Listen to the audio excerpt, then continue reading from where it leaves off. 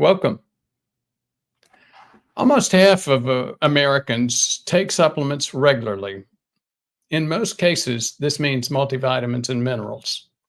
In the US, this has been estimated to be something like $50 billion invested, spent on vitamins. And you would think it should be an investment, right? I'm talking about multivitamins. The overall supplement world and expense is more like what, 5 times that amount. So $50 billion, is it a good investment? Are we getting what we're paying for? Well, there's evidence that, at least according to Jesus, there's a shocking truth here, and that is multivitamins don't work. I'm not sure how shocked I am. This is, well, we'll talk about it. These are a couple of new big studies that have come out that say just that. But multivitamins just don't work, at least for what most people use them. Now, speaking of which, why do people take multivitamin and mineral supplements? You know, the National Institutes of Health, whether you like to bang on federal agencies or not, these guys do have a good supplement space in their website. People take supplements, multivitamins, with the expectation that they're going to increase nutrient intake, improve health, and prevent chronic disease, prevent cancer, prevent heart disease. They're going to live longer, healthier lives. That's sort of the point to all this, isn't it? Well, here's the shocking truth. Multivitamins won't help you live longer. They just don't, at least according to the evidence. The first study that we will talk about today was in June of this year, 2024. It was JAMA Network, 400,000 people, a prospective cohort, actually 3 prospective cohorts, a cancer screening group, an agricultural group, and another group that I'm blanking on right now while we're talking about. We can get to that in a minute. But they followed these people for years. Use of multivitamins was not associated with any kind of longer life.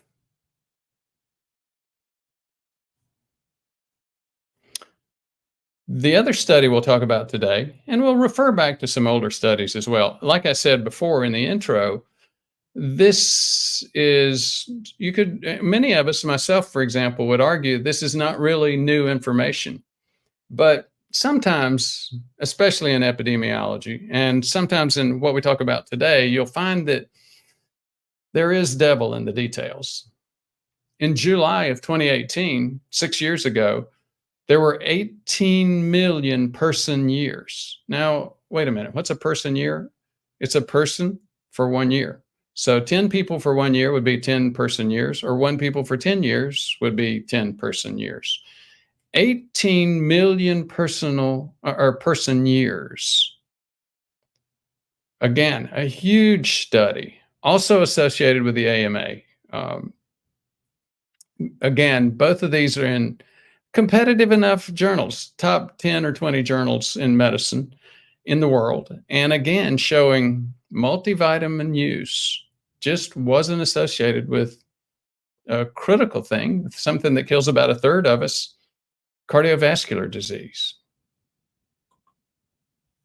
But does that mean that supplements are useless? I don't think so. We use vitamin D3, vitamin K2, niacin, B12, magnesium, zinc, chromium. We use several supplements ourselves, and we use them in our practice. Now, I will say this, and I've said it before. If you've heard any of our content, you might have actually heard me say it. You cannot out-supplement a lifestyle. So having a BMI of 30 and way too much body fat, supplements, especially multivitamins, are not going to dig you out of that hole. You got to do that yourself. So, Jesus and Heather, we got both of you here today. You ready to join us? Good morning. Good morning. So, Dr. Brewer, way to beat up on the supplement industry. You really are anti-establishment, right? Well, it is what it is. It reminds me of before I came, up until about a decade ago, I was one of those folks that felt like supplements were just expensive urine. And it was built on stuff like this. I conflated the multivitamin supplements with everything else. I didn't take time to look at other supplements in terms of their evidence, their history, their background. Another thing that I didn't do, and I think people need to stop and consider this, something, for example, that might have a significant decrease in cardiovascular disease will often show no increase in total mortality and morbidity. And why is that? Well, even though cardiovascular disease is the number one cause alone of death and strokes, disability, blindness, kidney disease, it's still only a third of deaths. And so therefore, if something causes a significant decrease in cardiovascular deaths, in order to have a significant impact on complete mortality, full mortality, in other words, the bus wrecks, the cancers, the other things that happen in life, in order for a cardiovascular, something that decreases cardiovascular death significantly to decrease overall death, it's got to decrease it by a factor of 3. So people often miss that and think, well, what does it do if it doesn't impact overall health? And I think that there may be some of that issue with this multivitamin study, with the whole issue of multivitamins. Yeah. What I have seen also, and the reason we wanted to cover this is because part of the health coaches and doctors that work with us were very concerned about this perspective on multivitamins.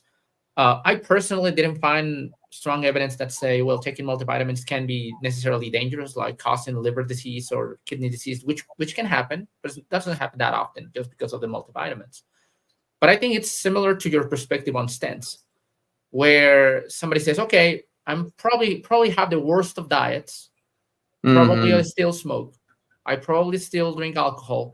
But this pill is going to solve everything. This pill has all the micronutrients I need for my day. That's what they say on the TV. If I take 3 of these pills every day, I have all my nutrients. I'm good to go. Let's go to McDonald's after this. This just doesn't work. That's not the way this works.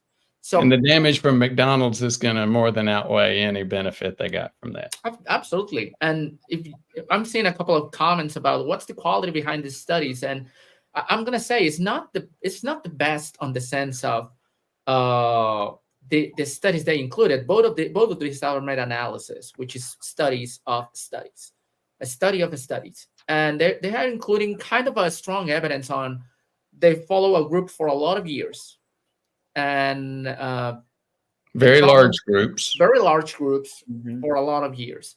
The problem is exactly that there are confounders. It's hard to say multivitamins are useless because there's other factors behind that, like exactly the point we're saying. If you take multivitamins and then you have a poor lifestyle, that's not going to work.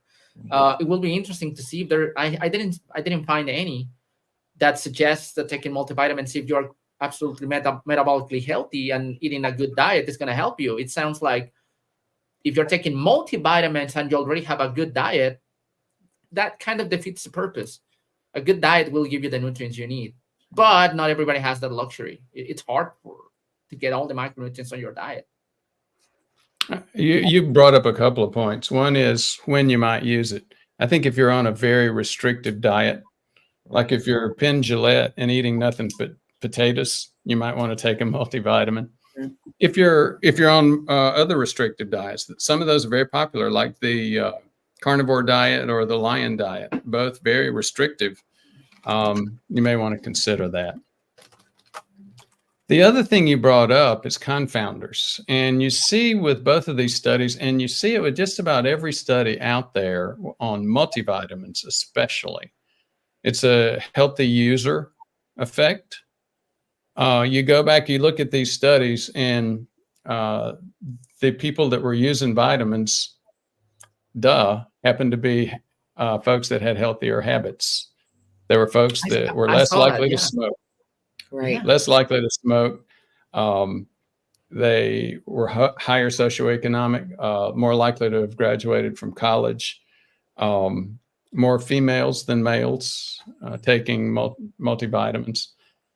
And all of these categories are associated with better health. So that's the definition of confounder. When participation in an activity is linked with the outcome.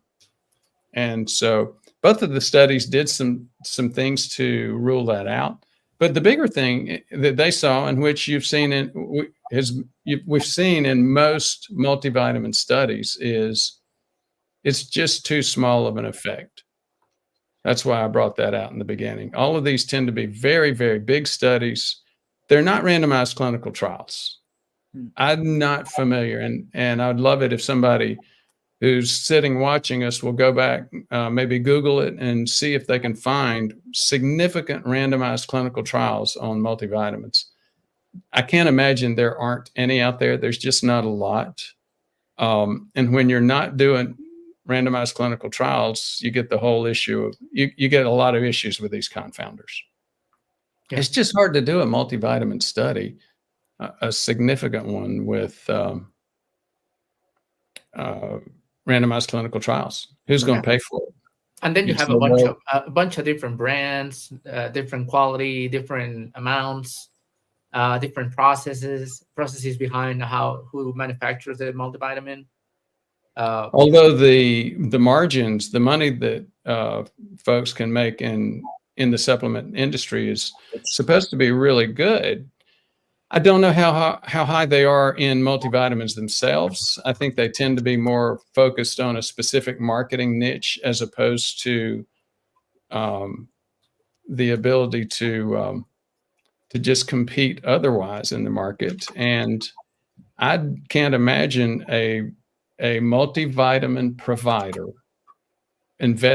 getting ready to invest enough to do a huge randomized clinical trial in their multivitamin. Yeah. So how much is a Centrum bottle? Well, it depends on what you get. I've got a couple of them right here. I will occasionally take a multivitamin, as we mentioned before, when I'm doing like the carnivore diet. And maybe that's wrong. You know, their true carnivore aficionados would say, Ford, you don't have to do that. You get everything you need in a carnivore diet. Okay, I got it. I'm not going to argue. Well, so you don't need organs. You don't need liver and stuff like that, though. I do. I had there's a cultural thing. You love for me to bring in cultural references. I grew up in Spartanburg, South Carolina. One of the top 10 drive-ins in the country was located in my tiny little town. It was called the Beacon Drive-In. It was featured on what's that show? Guy Ferrari drive-ins and dumps or something like that. One of the top 10 by volume in the country when I was growing up, and they're still there. The reason I went into all of that bunny hole was I had chicken livers from them just 2 weeks ago. Okay. Good. Very good. Chicken livers. Loved them. I used to hate them when I was a kid. But anyhow, as you know, Jesus, I went out and got these specifically for you, specifically for this show. Oh, yeah, I know. And to take some pictures for you for the thumbnail. This is Centrum Men's Silver 50 plus 200 tablets. The 200 tablets, I think, is about $50. Okay. So there goes any Google AdSense money we're going to make off of this show, plus some. But we're not promoting them. We're actually bashing them. So I don't think that's a problem. The I other can't thing believe is, they would want to sponsor this show, huh? no, no, don't do it. Syndrome, don't do it. So if do you know how much a pair of dumbbells cost? Oh, about the same thing. Oh, really good point. I don't have dumbbells, but I have kettlebell. I have a couple of dumbbells, but I've got kettlebells at here in Athens and in Spartanburg. Weights used to be about $1 per pound. Now since things have inflated, they're what, $1.30, $1.50, depending on what you're getting. But I just get old cheap iron. Where are you going with that now? Well, I mean, for the same bucks, you can get some dumbbells. I know dumbbells, kettlebells, it requires a little bit more discipline and going through the pain of exercising and building muscle. But even if your diet is not 100% nutrient dense, I'll probably guess there's more benefit on that than on a pill of multivitamins. Not to say don't take them. I mean, we also use another option called Chronometer.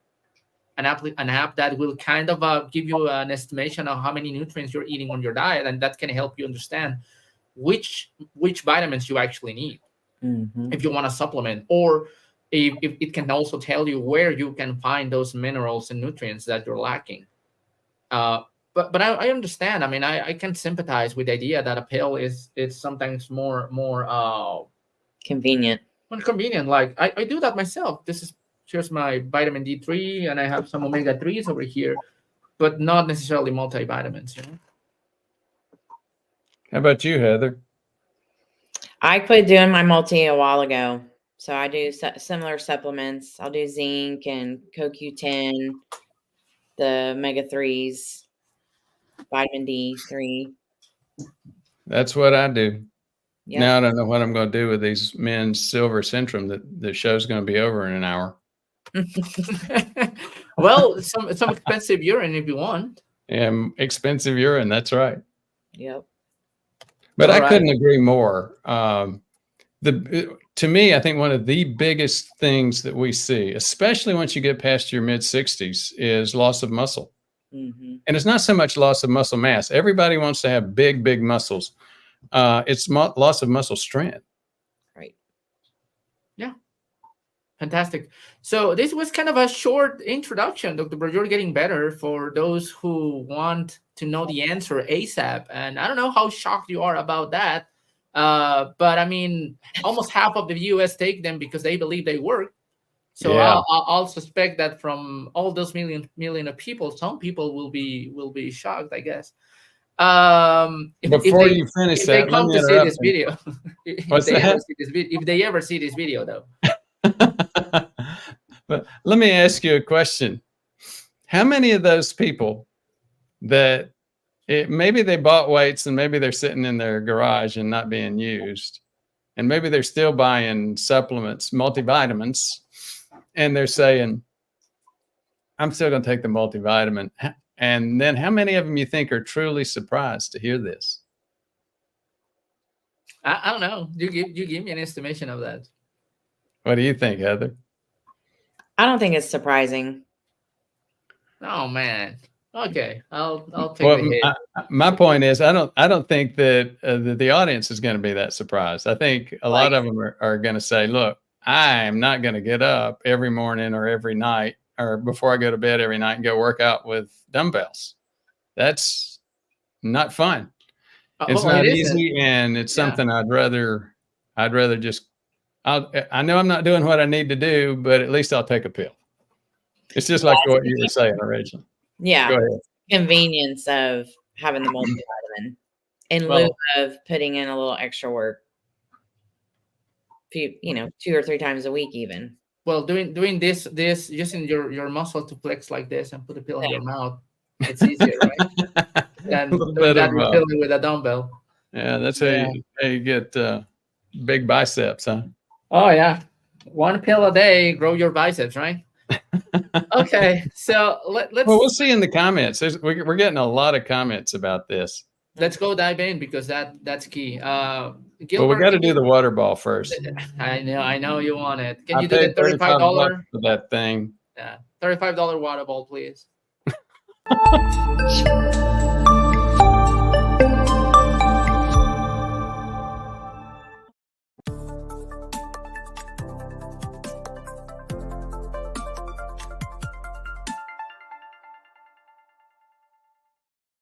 Well, Jesus, I have to say, I got a lot more out of that $35 for that water ball than I did for this $50 for that Centrum. Oh yeah, but I Mint bet. silver. Yeah. Well, what can I say? I think we already discussed that. Their position is kind of clear, but again, we might be wrong. Somebody come up and say, "Well, I found a randomized controlled trial that says otherwise." That will be interesting. I'll tell you what I suspect. I suspect they actually do help in some situations, like we mentioned, and I suspect that they actually do help, but not so much. There's so many other things that are so much more important to your health. For example, you already mentioned the failure to maintain healthy muscles. I'll mention something else. Texting when you're driving. You know, you get those kind of things involved in terms of your risk factors, and they just totally outweigh what you would get from multivitamins, at least in the U.S. Definitely. So real quick, a shout out to our new channel members, Faina Tuckerberry. Thank you so much. Ram She, thank you so much. And RefTech HBACR. I think they're using those names just to mess up with me. I'd love to hear where they're from. Oh yeah, well, please give us a comment. Just so you know, if you're new to the channel or YouTube, I need to say this: we love you all. If you're not a subscriber, if you're just a viewer, we love you. I hope you're enjoying the show. But for those who are Jesus members, really loves members. I do. So we appreciate that they're going the extra mile supporting the channel. And we have some perks for them. One of those is we will answer your questions in the chat on the live shows first. We see an icon, so we go to that icon and we answer your questions. The other one is if you comment on any video, we're now making videos every Wednesday to answer questions from premium members. And standard members will have access to that as well. So we already have posted a couple of those videos. Go check them out if you haven't already. And if you want to support the channel, make sure Dr. Brewer can pay me and can pay Heather. That helps. I know they're very expensive. Please help. Yeah. Please help. And you're retired already. Well, we did this for years. Basically, just the channel has grown enough now. It's a lot of growth, especially over the past year. It's grown enough now to where it's not, I don't know that it's quite paying for itself yet, but maybe it is. It's certainly getting close. Okay, good to know. So if you want to know how to become a member, go to where it says Dr. Ford Brewer on the homepage of the channel and click on that button that says join. We'll be happy to have you as a member. So let me start. Like Keith Lawson over here. As some supplements should not be taken together, how can we know what multi would be best for one's body? That's exactly the question. Mm-hmm. There's no way to know. You can do some assumptions. Like I'm gonna go back and talk about that Chronometer app. We're not sponsored by them. I just have found personally that is useful for me and we recommend that to our patients. You just log. It's like a food log, and we'll give you an estimation. That's the best we can do. An estimation of how many nutrients you're getting. It's not exact, but it can give you a notion of what you're getting. Hi, Keith. I just wanted to say hello. Rick Polia, good morning from Georgia, and good morning from Arizona. Heat is settling down, cooling down for the fall. That's great. Joe, I saw something saying that what is blood pressure pulse? Oh, okay. So yeah, that's this is very, very geeky. Dr. Bird, you want to talk about that? Why don't you go first? You want me to try to explain? Okay. Okay. So there are two. I want to see how you explain that. Well, I mean, it's not that hard. It's hard to put it on simple words. So let me try it. So when you measure your blood pressure, you have two numbers, right? The high number, which is named systolic, and then you have the low number, which is called diastolic. Systolic number means it's the moment in which your heart has produced a beat, push the blood through your arteries. It's really quick, so it reaches your pulse. So what you feel as pulse when the artery is expanding, that's actually when the heart pumped the blood out. Diastolic is the process where the heart is kind of resting. When you feel a very, very strong pulse, like you touch it on your arm, you touch it on your neck, and it's really, really strong, what it means is your systolic might be too high, your diastolic might be too low. So it's a big gap between the two of those. That's blood pressure pulse. That's what Joe is talking about right here. People who is dehydrated or in some type of shock, that difference gap will become really, really small. So there's not so much difference, and your pulse is not going to be as strong as it could be. Well, you didn't mess that up as bad as I expected you would. I've been teaching on colleges and schools for a while, Dr. Brewer. Oh, that's right. I forgot you're faculty. You've been faculty for a while. Mm-hmm. So Heather, after Jesus giving us time to think through it, you got anything to add to it? No, I appreciated him kind of giving it in more layman's terms. So, but I know you're going to kind of geek that up. So let's do it. Well, I don't know. Yeah. Oh, are you? Go ahead. Yeah. I'm not going to geek it up too much, but as I listened to you, I thought about there are a couple of places where you see differences. Like you said, when somebody's dehydrated, you tend to see lower. If they have heart failure, you tend to see a lower pulse pressure. When do we tend to see higher pulse pressures? Well, one of the most common problems with high blood pressure is what we call isolated systolic high blood pressure, which is your highest number, your heartbeat is just too strong, goes up really high, but the diastolic, the bottom one, is too low. So that's the big difference, and that happens when people have calcification of the aorta, which is the first artery that comes out from the heart. So that's actually what the heart needs to beat up. Like if you have a water hose and you put your finger on it and block the water, the pressure is going to accumulate, and you need to put more pressure to beat your finger that you're putting right there on the hole of the water hose. That happens on your heart as well. Like if you block the aorta, where the blood is coming out from the heart, it's going to require more pressure, and your heart has to do more effort to put that out. So that's hard. And let me do something real quick. Maybe this might help. I do have this for my patients. I have a kind of an anatomic model over here, a beautiful heart. So this is on the inside. Look at that. I used to have one of those. I can't remember where it is now. You don't have a heart. I know. So just kidding. This is where the blood accumulates and gets pumped out. This is the aorta, the big red one. And this is that place that I'm talking about, right here. This little hole over here. That little hole, sorry, it got blurred. But that's where the blood comes out from. So if this valve is calcified, is really hard, strong, the heart needs to make some extra effort to put the blood out. And that's what we call heart. Well, that causes heart failure. The heart gets tired of beating too much. So just a small demonstration right there. I'm going to go down a bunny hole too. So if you look at my neck, you get what we call like a turkey neck, and aging? Basically what aging. Yeah. Okay. And I'm sorry. I'm getting distracted. Go ahead. Yeah. I'm an old man, much older. You see wrinkles here. And now why do those happen? Because I'm losing, as we age, we lose a part of our protein in there called elastin. It's got an elastic effect. You look at Jesus, he's got a nice smooth neck. Despite all the chemicals that my new PR person has me using on my neck, it's a lost cause.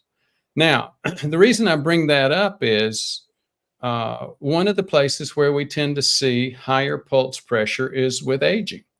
And it's because people lose that elastin in their aorta, just like they're losing elastin in the skin.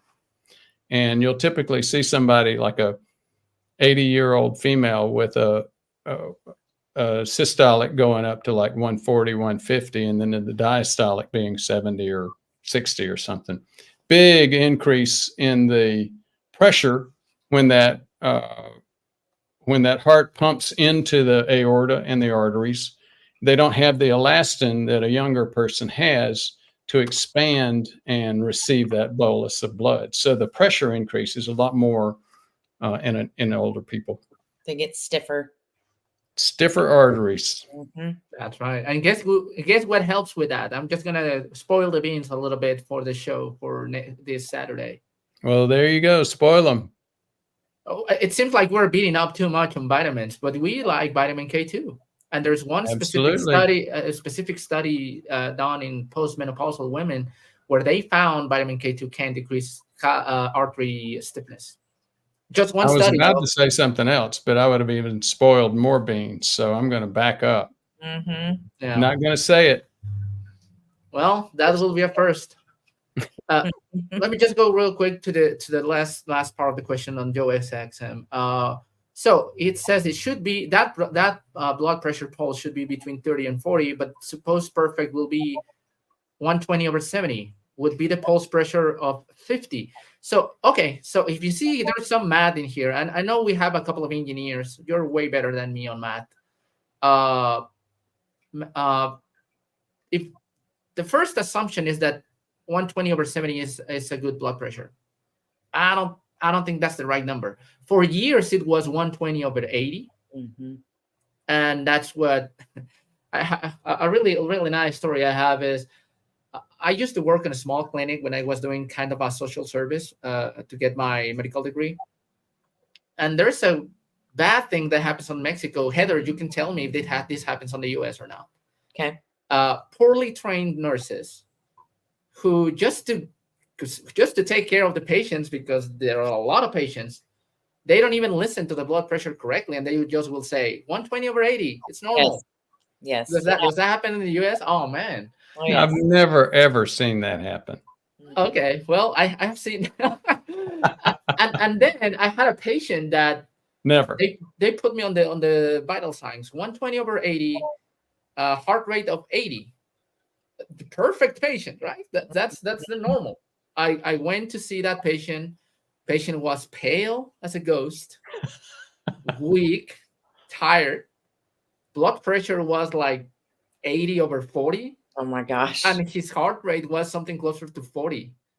He was having a very, very severe case of bradycardia. Mm-hmm. And I'm like, this doesn't look like 120/80. No. The whole point is 120/80 has been thought as be the normal blood pressure for years. Now, recent research, like a couple of years ago, they found out like if you have 120/80, you might be actually a little bit on the higher spectrum. So I will say, if you ask me, the average normal blood pressure, it has to be something between 110/70 and no less than 90/60.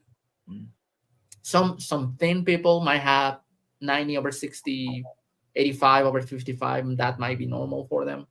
But for most people, kind of it's on that range. But how do you get that blood pressure pulse? So 120 minus 80, that's 40. That's why Joe is saying that's kind of the difference, right? The difference between the high and the low, 40. That's normal. 110 minus 70, that's 40. Mm-hmm. So if you have 40, 50, might not be such a big deal. But it can be a sign, though. If you have 120/70, that can be a sign that you're getting your heart doing some extra effort for some reason. What do you think, Dr. Brewer? I think that's true. Now, I would also say, you don't think anything I say is true? No, I don't. Actually, I work very, very hard, Jesus, to find things that you say that I think are true, and I just mentioned those. Oh, I just did. You just do that because I like to fact check you as well. I know. Mhm. Oh, but one thing I would say is I don't think 30 is the greatest pulse pressure. Okay. Yeah. The That's fair. other thing I would say is when you exercise, it's classic to see you'll get some decrease in pulse pressure. Usually, classically, both systolic and diastolic will increase a little bit, and then diastolic will start to drop down. That's correct.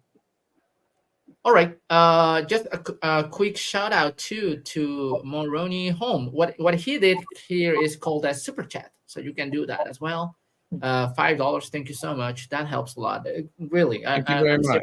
Serious. Thank you so much. Yes, thank you. Alive is a diabetic multivitamin supplement. I'm a carnivore. Okay, that will be interesting to check out. Like a specific multivitamin for any specific disease might have a specific composition, but again, there might be a couple of assumptions right there, like the assumption that people with diabetes has a specific vitamin deficiency. Right. And that's an assumption. I don't think all diabetics are the same. All people with diabetes have the same. And the other assumption is that there's some restriction on a carnivore diet. I think a lot of that gets into that confusion of definition. I think with a lion diet, you have more. It's more. There's more exclusion there, and you got more opportunity for vitamin deficiencies. But this brings up the other thing. There's no evidence one way or another, at least that I've seen. I haven't seen anything on people on a lion diet. I haven't seen anything where it said, okay, let's just look at diabetics alone. It's just not out there. Yeah, and that's a problem, and that's the whole point behind research. Like, okay, we know research can be biased. We know research has a lot of problems. We know research is not probably the best source. And then you can rely on expert opinion. That's not the best either, unfortunately. And then you cannot just only base on personal experiences here and there, because that also is not the best. So that's when you have to look at everything that is involved and see what the strongest evidence is that out there and try to follow that. When there is no strong evidence, well, you can go to the next step. It's hard. We understand. That's why there is so much confusion in nutrition science. Trial dad? Trail dad. Probably a hiker on the trail. Oh, yeah. Nice. Thank you so much. I'm 65 years old, male with 2 stents. Keto, 1.5 years, lost 70 pounds. Look at that. Congratulations. CRP is optimal. LPPLA2, it's up. I mean, yeah, I agree with that. A little bit higher, just a little. MPO is really low. Is that a good result for me? We cannot, I'm sorry, trial that. I know you're a member, but there's a difference now between a member and a patient. So we can just kind of provide this type of assessments over here. I can just say, for somebody who has an LPPLA2 on 141, I bet there is an LDL number above 120. That's where, look at us. Both of us over here smiling and nodding. We were all three thinking the same thing. We see a ton of people who restrict their carbs quite a bit. When they do, some folks, I'm now included in that group, called lean mass hyperresponders, decrease your carbs way down, like 20 or less per day. Your triglycerides look great. Your HDL looks great. Your LDL tends to shoot up. Yeah. So, and the recent paper from Dave Feldman and the team, only 100 people we know, but it's on Explore the Space. And I agree with them. I even pushed them a little bit on that interview we had with them on how many people actually have this phenotype, since very few people are doing keto or low carb. A lot of you guys who are on this channel probably are doing that, but most people in the US and in the world are not doing a low carb diet. Most people are on the standard sad American diet or eating a lot of processed foods, just that. Yep. And so we don't know how many of these people really exist, because anytime you see an LDL increase, doctors out there will blame that a high LDL on saturated fats and meat and on eggs, and that's not always the case. Right. So Jesus, I left out maybe the biggest component. Go back to Trail Dad's comment. I didn't say why you thought he probably had, or all the Oh, okay. reasons. I'm sorry. I'm making assumptions myself as well. I'm sorry. Go ahead. Tell us why. What was the other reason I didn't mention? I don't know. His I know you. LPPLA2. LPPLA2 is it's minimally elevated. And we tend to see that in our lean mass hyperresponders. And yes, it's, I used to say that I see that all the time. And Jesus used to say, well, Dr. Brewer, at least he would say, Dr. Brewer. He'd say, well, Dr. Brewer, you know, that's what you, that's quote, expert opinion. And you're a self-appointed expert. So I'm not sure how much credit I put there. Even now, Jesus is saying, yeah, you know, you get these little bit minimally elevated LPPLA2s, you may be a lean mass hyper. That goes up with the LDL. Yeah, exactly. So just to put it down into perspective, because we're also making the assumption that people know what we're talking about, and maybe some of you might not be familiar with. So what trial that has been on the channel long enough to know that's the standard inflammation panel we look at. There's another value out there that I'm not seeing, but let's focus on these three. CRP, C-reactive protein, which is one of those biomarkers of inflammation overall. But research like the one done by Paul Ritger, for the first paper published on cardiovascular inflammation, he was studying CRP. So elevated CRP correlates with cardiovascular inflammation. There are plenty of other reasons to see an elevation of CRP, but that's one. Myeloperoxidase, it's also another biomarker that is actually produced by immune cells when they're on the plaque and causing that inflammatory goo within the arterial plaque. So that's why we look at it as well. And LPPLA2 is another enzyme that actually gets produced when a small dense LDL gets oxidized, which to our perspective is not saying that LDL causes heart disease and inflammation. It's just saying that small dense LDL can get oxidized and promote for further inflammation. That can happen. I don't think anybody can argue with that. That's the thing with LPPLA2. LPPLA2 is pretty much attached to the amount of LDL. So what we have seen is that in most cases, the higher LDL you have, somebody's typing over there. We can hear it. I'm sorry. If I'm typing as well, let me know when I do. I had no idea it was that loud. It is. Yeah, I did not either. So yeah, better to say, because we love you and we don't want you to drop the video just because of the typing. Anyhow, whenever you have an high LDL, you're gonna have a bunch of LDL particles. Like a bunch of LDL particles are going to be increased without LDL cholesterol. And when you have a lot of LDL particles, you might have also an increase on small dense LDL particles. And when you have an increase on a small dense LDL particles, you might have an increase in oxidation as well. So that's why you see that LPPLA2 going higher whenever your LDL cholesterol is high as well. Quick pop quiz, Heather. Which one's missing? Cardiovascular inflammation indicator. MACR, the microalbumin creatinine ratio. There you go. Yeah, that's a urine test, by the way. So if you only did blood tests, it might not be there. So sorry if we got a little bit geeky. Gilbert, that was Jesus' fault. Gilbert can put the banner for the practice if we can order this for you if your doctor doesn't want to. You can become a patient. Dr. Burr is licensed in all 50 states, and he can help you with that. I'm a physician, but I'm on a role of a health coach, and Heather also sees patients. She is licensed on most of the states we have patients on as a registered nurse practitioner. Just another shout out, Carl CG. Thank you so much. $9.29. BNP 945. Other cardiac numbers are in good range. Trying to solve. Thank you for your info. We don't discuss that much BNP, and we don't really measure BNP that much. Do you have any comments, Dr. Brewer? I don't. I used to measure that prior to you guys coming on board. Brain natriuretic protein is something that you see. It was discovered with the brain, but people use it more often in terms of what they call happy heart hormone or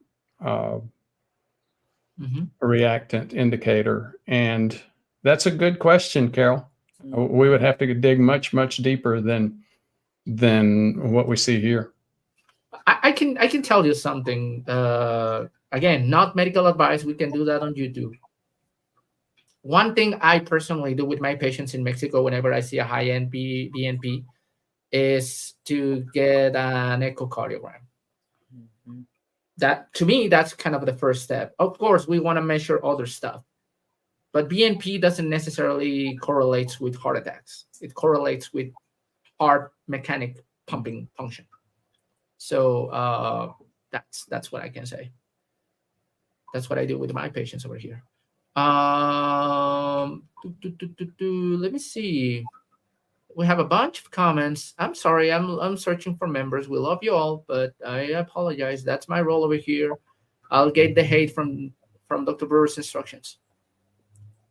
Thanks for the super way to answer that question, of course. We're happy. That's a good topic. I don't think we ever talked that deep into blood pressure, so it's good. Yeah. Any idea what level of serum desmosterol will indicate that a statin is oversuppressing cholesterol synthesis in the brain? Joe, you might be one of the geekiest members on the channel. Yes, I'm not familiar with desmosterol. I don't think we measure that. I don't think there's enough evidence to say this is a follow-up marker to be done on anyone who's taken statins. But I can understand it's specialized for people who are concerned about low levels of cholesterol in the brain. Any idea, Dr. Brewer? No, I don't. Sorry. We don't really look for that clue. often. So that's a good topic for us to research. And Tree Lady, remember we met Tree Lady in San Diego. Yeah. I think I'm gonna mention that every time I see a comment from Tree Lady. Trying to avoid supplements with cellulose, vegetarian capsule, as these contribute to obesity, according to intestine research in Georgia. That's a great point. And I think we have mentioned that a couple of times when we talk about supplements. Cellulose is probably the most used Filler.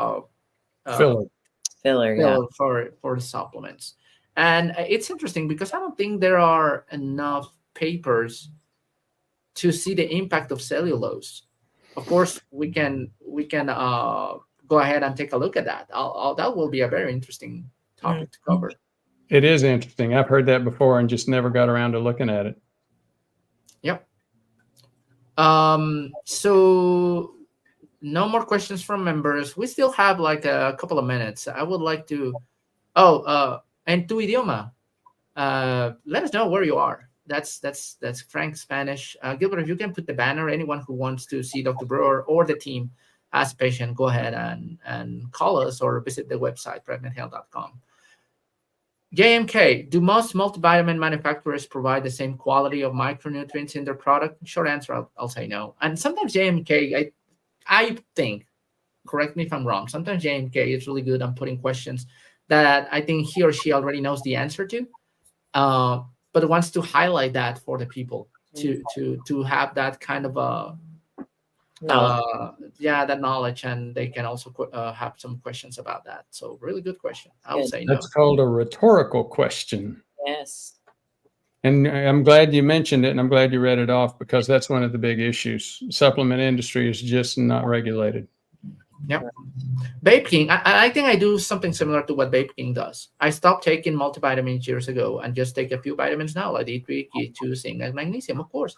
Like we know most people are deficient on magnesium. Most people are deficient on vitamin D3.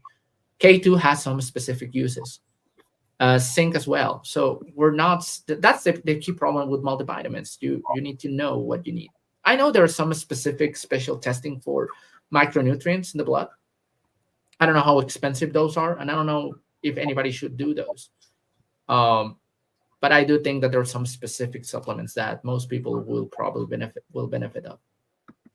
Speaking of which, I'm going to put John C's comment on grabbing a keto MCT latte. It reminds me of a patient that you and I think you and I met with yesterday, Jesus, that's all excited about C15. Oh, yeah. Have to cover that at some point. If you've heard of C15 and you're interested, you'd like to hear about it, let us know in the comments. Yeah, definitely. It's not like it's new. It's just that it's getting popular now. I'll give you a hint. It has to do with was it bottlenose dolphin milk. Okay, that's odd. I saw the website from the doctor who promotes that. So yeah. And I think she has a background on something more related to how do you call that? Veterinary? She's a veterinarian, veterinary epidemiologist. Wow. She was called by the Navy because they're to check on the health of the dolphins. The Navy uses trained dolphins in activities. Yeah. Cindy and I were talking about it this morning. She said, "What do they use them for? They're not milking them." And I said, "You know what? I had to look it up. I'm not sure Are you talking about milking dolphins, or what are you talking about?" So C15 is found in dolphin milk, and there's a long story behind that, and it's being purported as one of the causes. Lack of C15 is one of the causes of diabetes and insulin resistance. Now, I mean, let me ask you this. So we all say all the time, you need to get your foods as organic and as homegrown as possible if you can. Right. So you don't have a dolphin in your backyard? No, I need to have a dolphin in my backyard to get enough C15 from a good quality. What are you talking about? That's right. And you don't want one of these cheap commercial supplements. You need to have a dolphin in your backyard. Yeah, exactly. Yeah, I had a patient tell me about fatty 15. So I'm thinking. Yeah, that's it. Yep. Fatty 15. Okay. Yeah, it's in a specific fatty acid.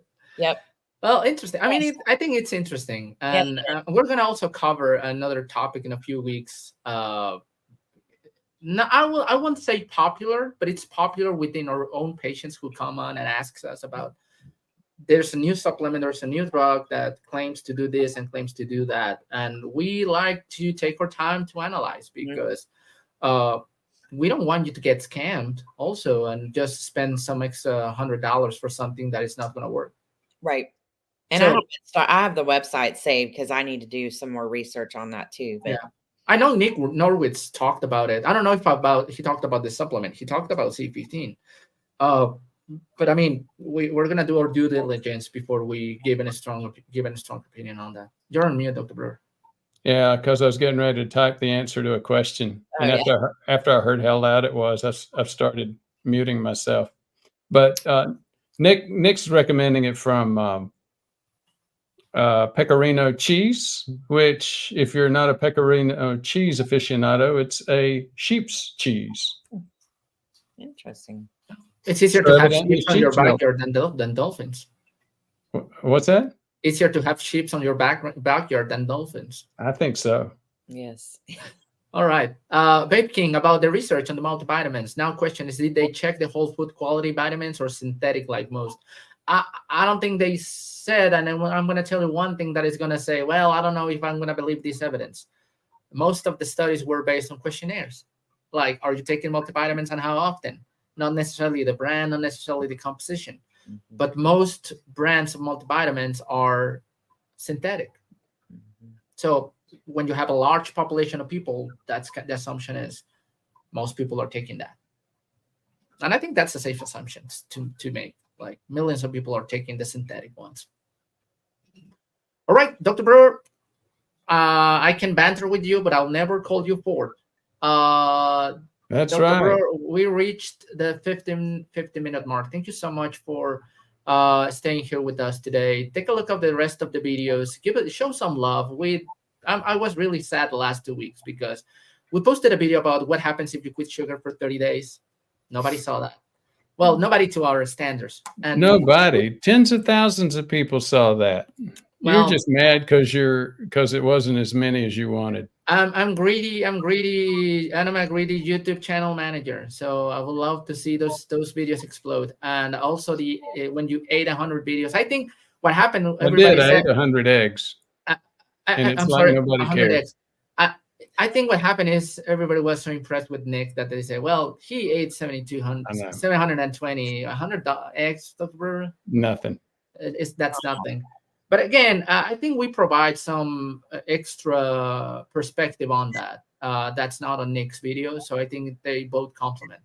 So go show some love, check them out, and share those with anybody you are worried about. And if you don't like them, share them with somebody you hate, so they waste their time. Any closing remarks?